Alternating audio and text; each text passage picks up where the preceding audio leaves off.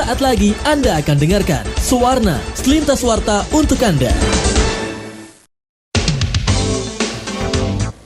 107,2 FM KR Radio, media informasi dan hiburan. Sahabat KR Radio, saatnya kita ikuti Suwarna, selintas warta untuk Anda, bersama saya Citrawati. Baik sahabat KR Radio, dari Sleman diberitakan, Taman Wisata Candi Prambanan dikunjungi sebanyak 643 wisatawan selama 2 hari uji coba pembukaan destinasi wisata tersebut yang mulai dibuka sejak Sabtu 18 September 2021. General Manager Taman Wisata Candi Prambanan, Putro Lelono, pada Senin 20 September kemarin mengatakan, kunjungan wisatawan ke Candi Prambanan memang belum banyak. Selama 2 hari uji coba, tercatat ada sebanyak 643 wisatawan yang berkunjung.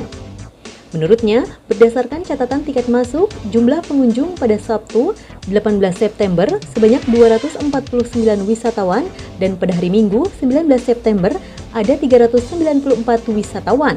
Jumlah wisatawan tersebut merupakan pengunjung yang memenuhi persyaratan, yakni lolos screening aplikasi Peduli Lindungi sebagai syarat utama wisatawan masuk ke Taman Wisata Candi Prambanan.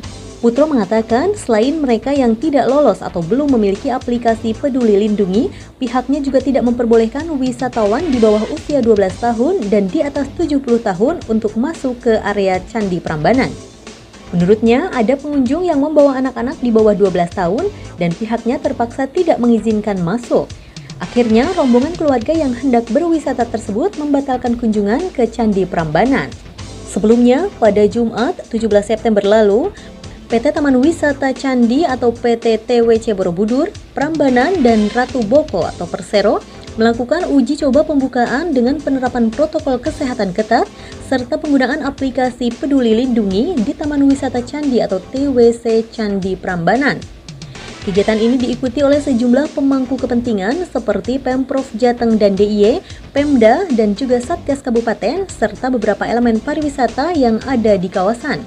Sementara itu, Direktur Utama PT TWC Borobudur, Prambanan, dan Ratu Boko, Edi Setiono mengatakan, uji coba dilakukan menyusul terpilihnya 2 destinasi yang dikelola PT TWC, yakni Taman Wisata Candi Borobudur dan Taman Wisata Candi Prambanan, sebagai tempat wisata yang diizinkan melakukan uji coba penerapan protokol kesehatan dan penggunaan aplikasi Peduli Lindungi yang ditetapkan oleh Kementerian Koordinator Bidang Kemaritiman dan Investasi dan Kementerian Pariwisata dan Ekonomi Kreatif atau Kemenparekraf. Menurut Edi, PT TWC sebagai BUMN pengelola destinasi wisata berbasis cagar budaya berkomitmen untuk menerapkan standar yang telah ditentukan oleh pemerintah pusat sesuai dengan instruksi Menteri Dalam Negeri atau Inmendagri nomor 39 tahun 2021 tentang pemberlakuan pembatasan kegiatan masyarakat level 4, level 3, dan level 2 Coronavirus Disease 2019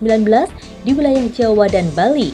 Menurutnya, hal ini sebagai bentuk dukungan kepada pemerintah dalam menekan laju penularan COVID-19 di tingkat daerah maupun nasional. Ia mengatakan bahwa pengelola destinasi harus mengubah paradigma wisata di masa kenormalan baru ini. Aturan tentang penerapan protokol kesehatan harus dijalankan secara profesional. Uji coba tersebut tujuan utamanya bukan mendapatkan pengunjung sebanyak-banyaknya, namun memastikan protokol kesehatan ditaati dengan ketegasan dari pengelola.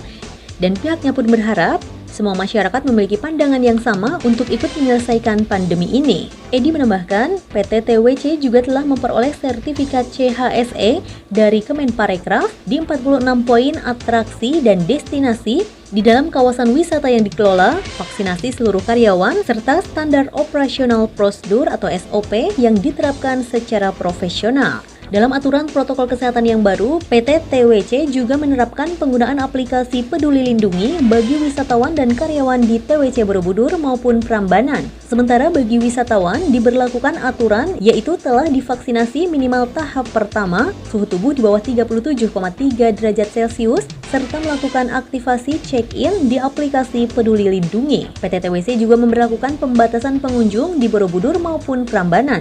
Untuk Borobudur dan Prambanan, pihaknya menetapkan kuota maksimal sejumlah 7.500 orang di dalam kawasan. Angka ini termasuk wisatawan, pegawai, pedagang, serta tamu. Yang mengatakan untuk meminimalisir penumpukan saat melakukan screening Peduli Lindungi, sejumlah signage kode batang atau barcode dipasang untuk mengarahkan pengunjung.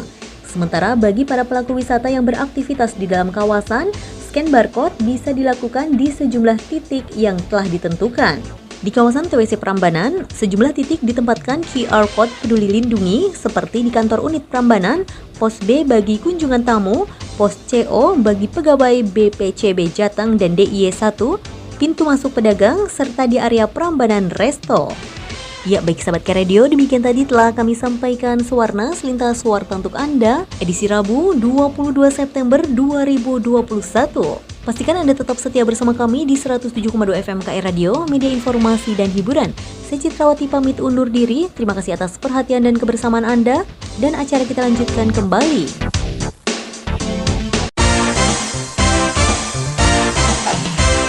Baru saja Anda dengarkan Sewarna. Terima kasih untuk perhatiannya.